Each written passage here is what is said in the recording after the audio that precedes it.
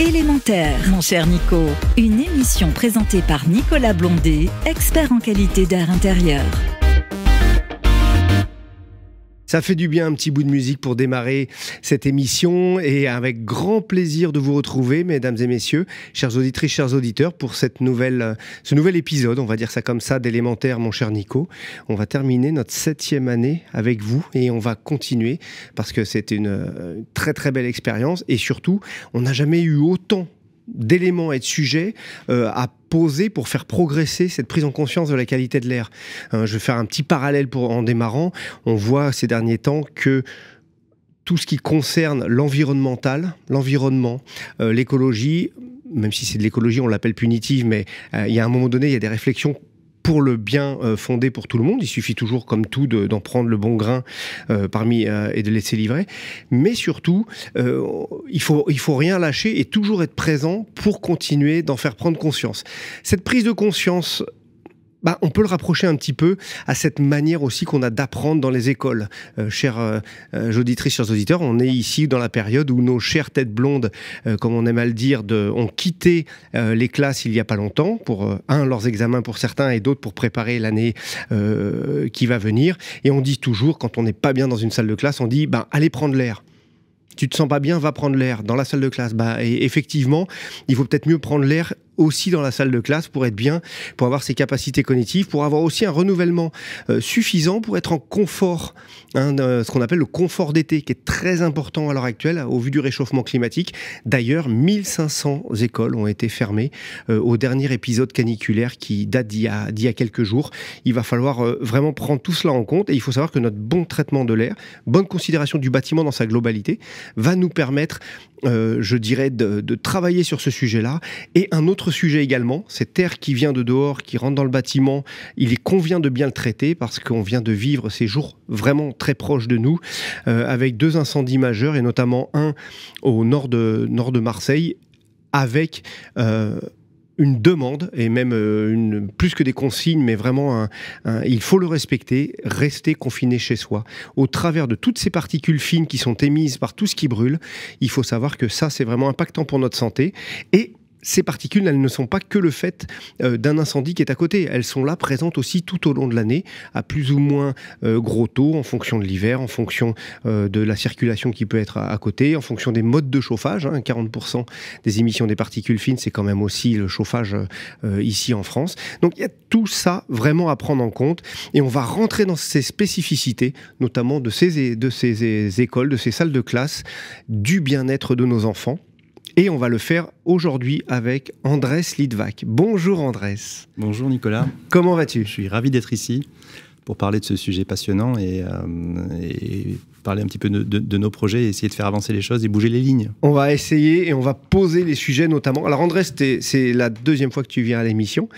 Tu es chef de groupe de bâtiments durables, notamment au CEREMA, le centre. Tu vas nous détailler ce qu'est le CEREMA, mais surtout tu viens de Bordeaux où il a fait pas trop chaud ces jours-ci, donc c'était plutôt agréable, mais il a fait très très chaud les jours d'avant. Oui, on sort de la canicule nationale. On n'est pas épargné à Bordeaux non plus. Oui, effectivement, donc je travaille au CEREMA, qui est un établissement public qui est donc sous la tutelle du ministère de la Transition écologique et qui travaille avec une gouvernance avec les collectivités territoriales. Historiquement, on est le réseau scientifique et technique du ministère du Développement durable et de la Transition écologique. Pourvu qu'on ait toujours de développement durable et de la transition écologique. Exactement. Et donc, historiquement, on a beaucoup travaillé pour les services de l'État, pour les aider à définir, mettre en œuvre, évaluer, contrôler les réglementations. Et aujourd'hui, on travaille pour les collectivités territoriales, majoritairement, pour les accompagner dans la transition écologique, dans la résilience, dans l'adaptation au changement climatique, sur tous les domaines liés au sens très très large du terme de l'aménagement des territoires. Donc ça va, donc évidemment il y a le bâtiment, mais pas que, il y a également les mobilités, les infrastructures routières, l'ingénierie maritime et fluviale, les risques, l'environnement, l'écologie. En fait, c'est très très large, l'ingénierie des territoires au sens large du terme. L'ingénierie du territoire, effectivement, il est comme l'air, il est partout. Il est partout, il se diffuse. Et il se diffuse. Alors pour bien se diffuser, justement, on va rentrer dans une salle de classe. Désolé, tous les élèves viennent d'en sortir, mais nous, du coup, à l'émission, on va y rentrer dans ces salles de classe. On va profiter de cet espace et de regarder justement, mon cher Andrés, les spécificités qu'on peut avoir enfant, salle de classe. Qu'est-ce que, dans une salle de classe, on doit retrouver ou ne pas retrouver, peut-être en termes de pollution, pour faire qu'on y soit bien, que les élèves y soient en confort, les professeurs également, il ne faut pas les oublier, ils font partie intégrante du système éducatif, mais surtout également pour bien apprendre, parce qu'ils sont quand même là pour cela. En fait, effectivement... En fait, effectivement, au CRM, on s'intéresse en particulier à l'école. On a développé une offre de service qui s'appelle l'école de demain et qui vise à offrir des conditions en phase avec la transition écologique, la résilience, l'adaptation au changement climatique. On travaille sur la végétalisation des cours d'école pour pallier les problèmes de surchauffe urbaine. Justement, cette végétalisation des cours d'école, je te coupe un petit peu rapidement. Bon, on sait qu'on va gagner énormément de degrés concernant l'impact du soleil dans les cours d'école qui étaient jusque-là bitumés à tout ce qu'on veut. Ça fait pas un peu bizarre de se dire, ça fait des années qu'on a mis du bitume et maintenant on revient à quelque chose qu'on avait il y a longtemps et qui finalement était une solution oui, enfin, plus qu'acceptable et l'adaptation à notre chaleur. Complètement, de la même manière que le tramway existait au début du XXe siècle, a été détruit et à la fin du XXe siècle, on a remis des tramways pour améliorer la mobilité urbaine. Donc oui, l'histoire est un éternel recommencement et on apprend des erreurs du passé en espérant avancer dans la bonne direction et dans la bonne dynamique. Donc là-dessus, il y a un focus qui est fait sur les écoles, à la fois par rapport au fait que c'est un lieu important pour nos chères têtes blondes et qui sont chères à nos cœurs, par rapport aux cours, par rapport aux salles de classe, par rapport à la restauration, au menu, enfin... Aux salles de sport. Aux salles de sport, pas, exactement. Quelqu'un qui fait une pratique d'activité physique, il faut savoir que son niveau de besoin respiratoire est multiplié par 4 voire 10. Voilà. Ouais. Et donc, on fait ce focus sur les écoles parce qu'il y a une demande aujourd'hui de la part des collectivités, de la part des pouvoirs publics pour améliorer le cadre de vie. Et alors, j'ouvre une petite parenthèse avant de répondre à ta question. Canicule, on a fermé des écoles. Aujourd'hui, se pose la question de pourquoi est-ce que les écoles sont fermées alors que dans certains cas, l'école doit être un refuge. Les écoliers, ils n'ont pas forcément les conditions chez eux, dans leur cadre de vie, dans leur logement, de répondre à une canicule. Et aujourd'hui, il faut qu'on... Ça s'appelle déplacer un problème. Voilà, c'est ça, exactement. Et donc aujourd'hui, on travaille à offrir un refuge, un cadre de vie, parce qu'on y passe du temps, qui soit acceptable. Et donc, ça œuvre dans le sens de la transition solidaire également. Ça reprend un parallèle, moi qui suis un ancien de la sécurité civile, ça reprend un parallèle important. C'est que les lieux de refuge, en cas d'inondation, on le sait bien, ou d'autres dommages, sont les gymnases et les écoles. Et là, dans le cadre de la chaleur, on est en train de se dire, ça ne peut pas être le cas.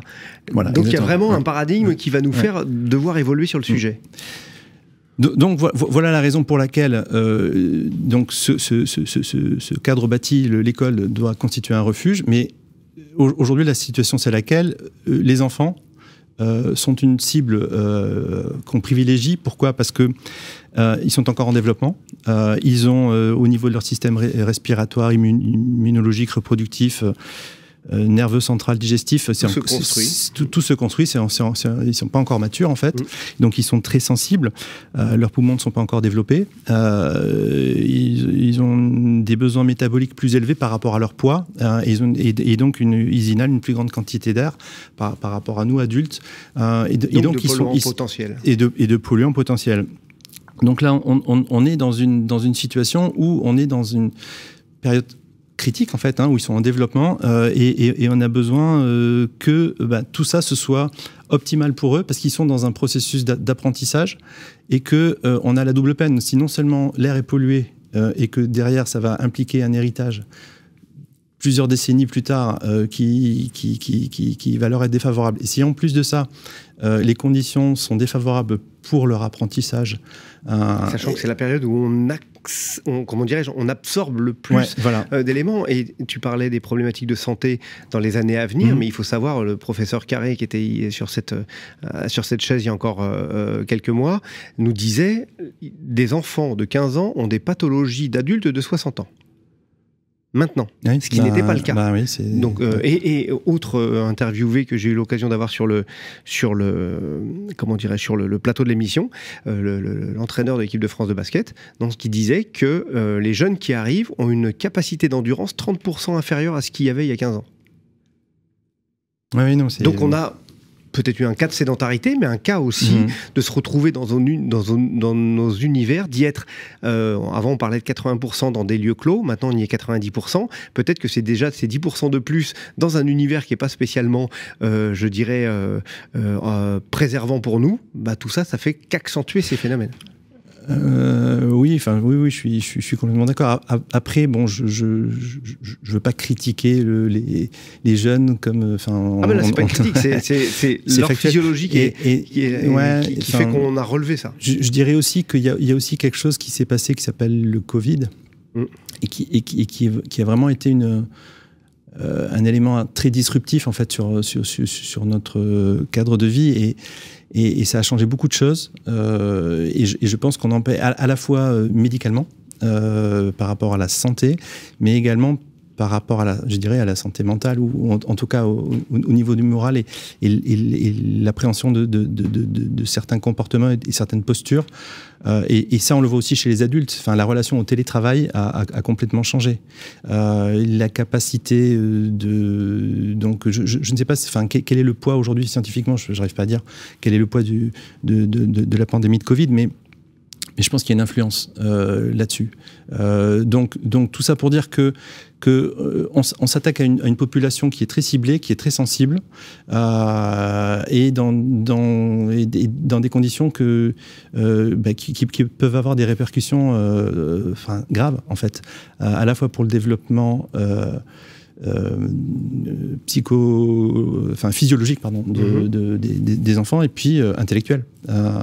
Donc je dirais c'est une double peine. Et puis par rapport au cadre même du bâti, l'école donc c'est des bâtiments tertiaires, mais qui présentent une densité beaucoup plus importante que ce qu'on rencontre aujourd'hui dans les bâtiments tertiaires de bureaux. Il y a plus de monde proportionnellement en surface dans une salle de classe qu'il y en a dans un open space. 5 fois plus de monde. Il y a la moyenne, c'est 10 mètres carrés par personne dans des bureaux, alors que dans une salle de classe, c'est 2 mètres carrés. Donc on met des gens avec une forte densité. Avec un renouvellement de l'air qui n'est pas forcément suffisant. Avec un renouvellement de l'air qui n'est pas forcément au rendez-vous. Donc production de polluants, on a propagation de maladies infectieuses qui avec un risque qui est beaucoup plus important. Donc par rapport à ça, oui, le risque est là. Et aujourd'hui, les études qu'on a pu mettre en œuvre sur le terrain montrent qu'une très grande majorité des salles de classe sont mal ventilées. Et quand je dis très grande majorité, je ne suis pas en train de parler de 51%. Non, c'est 15% seulement qui sont équipés de systèmes de ventilation. 85% qui sont mal ventilés, puisque la réglementation tolère ce qu'on appelle le renouvellement d'air par ouverture des fenêtres. Donc ce qui est une tolérance qui est laissée donc, à la libre appréciation des occupants, ou pas. Puisque des fois, d'autres réglementations interdisent l'ouverture des fenêtres pour des questions de sécurité ou d'intrusion. Voilà. Donc là-dessus, les conditions, donc, non seulement on a une population qui est très sensible, mais en plus de ça, on a des bâtiments qui sont pas les plus performants du parc, en fait. Et finalement, avec une réglementation sur d'autres plans, ça parle du plan Vigipirate ou du plan sécurité pour les enfants, qui rigidifie tout ça en plus. Complètement. Donc c'est pas forcément simple. Au niveau justement de ces bâtiments, il y a quand même, au regard de tout cela, une considération globale, je dirais, à prendre en compte, mais notamment on voit des faibles montants d'investissement public sur la qualité de l'air en général de ces établissements-là en France. Est-ce que tu as quelques chiffres, Andrés, là-dessus? Oui, j'ai des chiffres et je vais en donner. Et effectivement, en fait, c'est une équation à trois inconnus. C'est-à-dire qu'on a une population qui est très sensible, les enfants. On a des bâtiments qui sont ce qu'ils sont. Et puis, on a l'équation économique, la troisième, qui vient se rajouter avec des investissements au niveau national en France qui sont dérisoires par rapport à ce qu'on peut voir dans d'autres bâtiments. En France, les investissements publics, c'est 100 millions d'euros. Donc, en gros, 1,5 € par habitant. Si on compare ça par rapport aux meilleurs élèves que sont les États-Unis, alors les États-Unis et le Canada, ouais. Ils ont, donc les États-Unis, ils sont à 30 € par habitant, et le Canada, 30 € versus 1,50 €. Et donc, si on rapporte ça à la population des États-Unis, on est à 10 milliards. En ce moment, les États-Unis,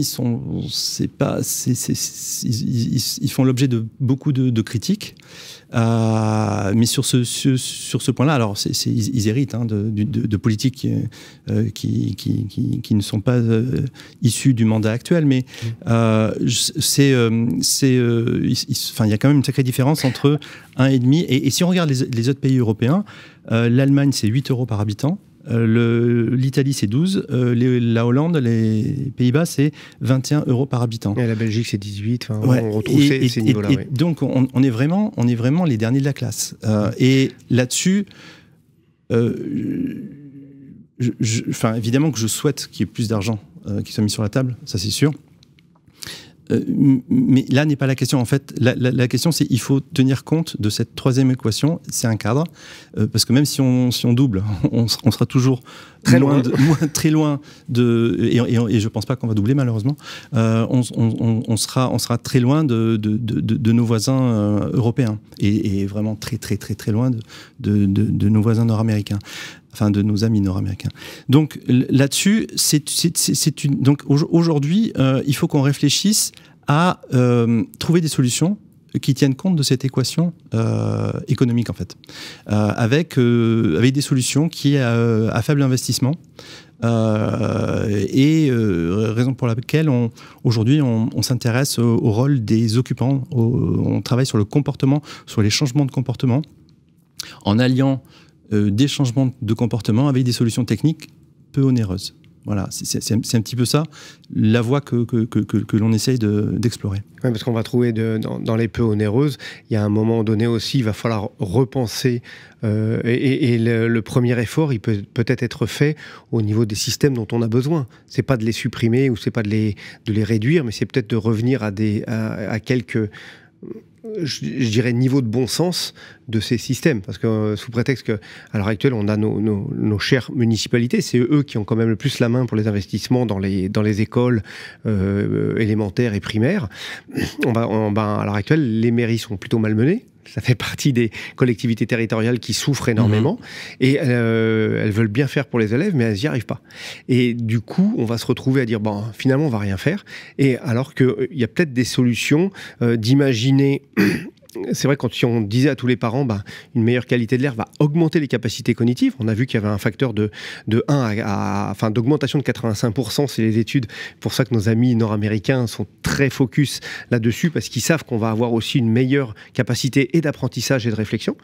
Mais est-ce que les systèmes, c'est une piste lancée comme ça, Andrés, mais est-ce que des systèmes qui sont à l'heure actuelle à acheter et à faire fonctionner dans les écoles ne seraient peut-être pas pour les collectivités plus légers de le louer ? Alors, avec l'entretien qui va avec, parce que souvent ça peut être ce genre de choses. Il y a deux niveaux de réponse. Il y a le niveau de réponse que je qualifierais d'administratif. Est-ce qu'il vaut mieux parier sur des budgets d'investissement ou sur des budgets de fonctionnement ? Et où est-ce que ça c'est antinomique l'un avec l'autre. Oui, il faut les reconcilier. Quels budgets vont se tarir et lesquels vont survivre, sachant qu'il n'y en a aucun qui va augmenter. Donc par rapport à ça, il faut trouver et après il y a l'approche marché. Et l'approche marché, je pense qu'il faut s'inspirer de modèles économiques qui sont nouveaux. Aujourd'hui, on n'achète pas forcément une voiture, on loue un service. C'est ce qu'on appelle, et même pour des bâtiments, on dit building as a service. On n'achète pas un ascenseur, on loue le service qui va nous permettre d'aller aux étages supérieurs sans avoir à prendre l'escalier. Et donc là-dessus, je pense qu'avec sans jeu de mots, avec l'air du temps, on va arriver à une nouvelle offre de service qui va proposer d'avoir un air sain, mais de le louer, un air de meilleure qualité, parce que l'air sain, ça n'existe pas forcément. Un air de meilleure qualité. Aujourd'hui, l'air est gratuit, mais il n'est pas forcément de bonne qualité. Et donc, si on arrive à faire prendre conscience aux populations, aux décideurs, aux élus, que ça vaudrait le coup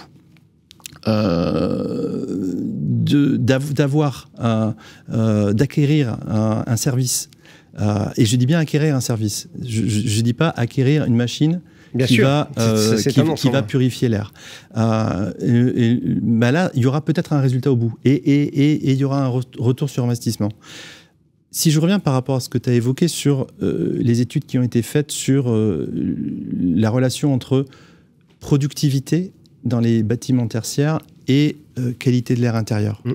Il y a des études qui ont plus de 30 ans, qui ont été faites par des chercheurs nord-américains, encore une fois, ou européens, scandinaves. Je pense notamment aux études de William Fisk et Uli Seppänen, qui ont démontré, fin des années 90, que le taux de renouvellement d'air était directement lié à la productivité des occupants.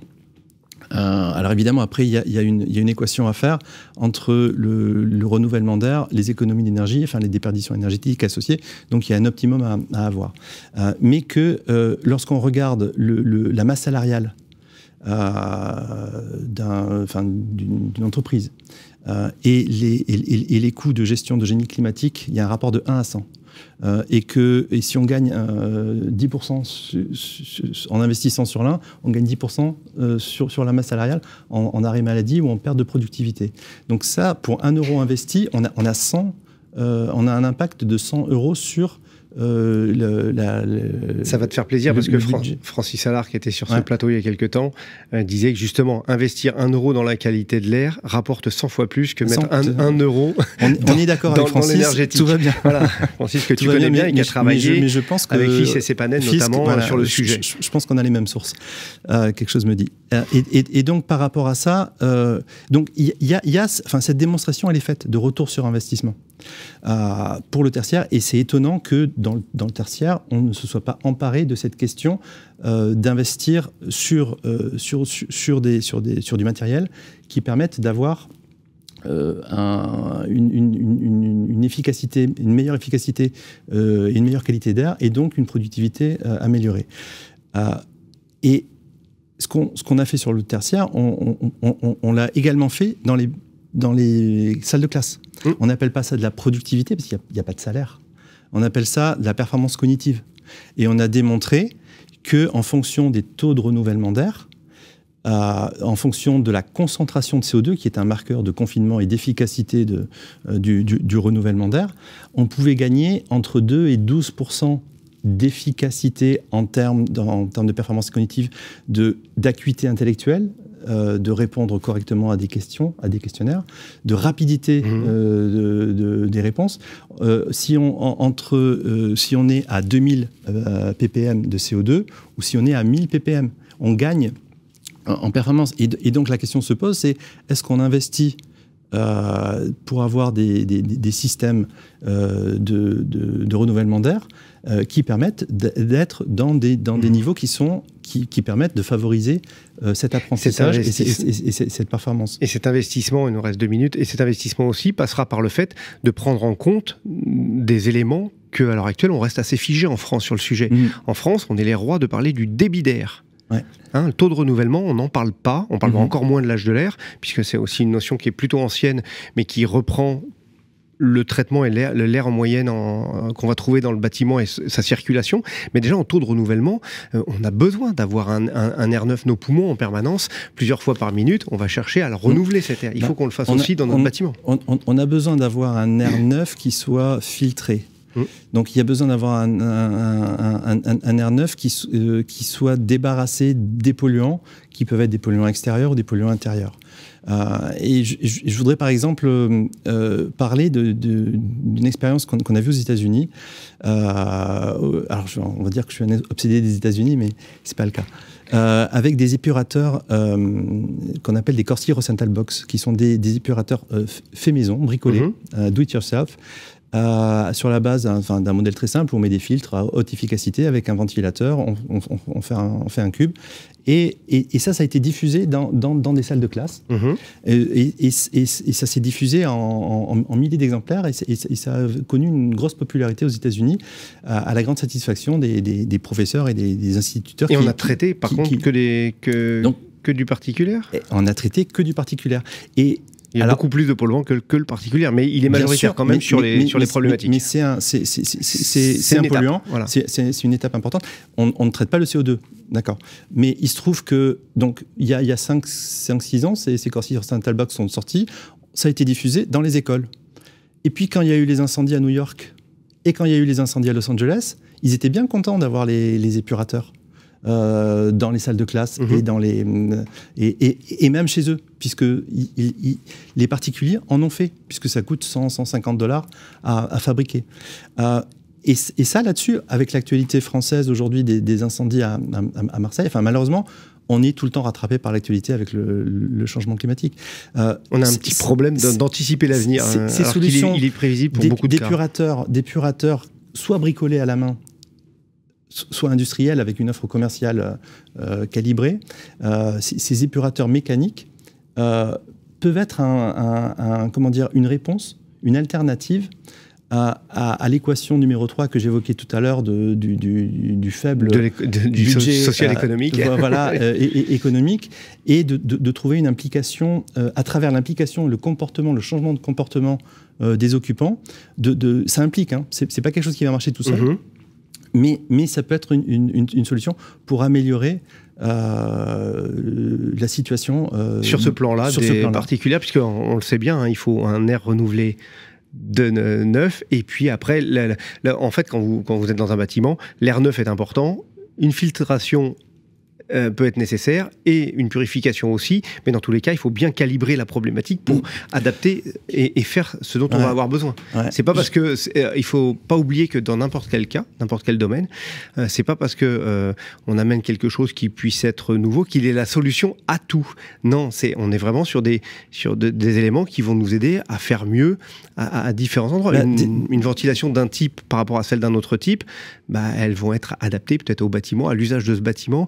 La purification, si on a plus de taux d'un polluant qu'un autre, on va utiliser aussi à bon escient. On ne va pas mettre quelque chose qui servira à rien, évidemment. Dans ta phrase, le « on », il est important. Oui, c'est qui va le faire. Toujours. C'est qui le « on ». Et donc, c'est les gens qui sont dans la salle. Et si ces gens-là, on ne leur explique pas quels sont les tenants et aboutissants de la situation et les problèmes qui sont en présence, ils n'auront même pas idée de ce qu'il faut faire.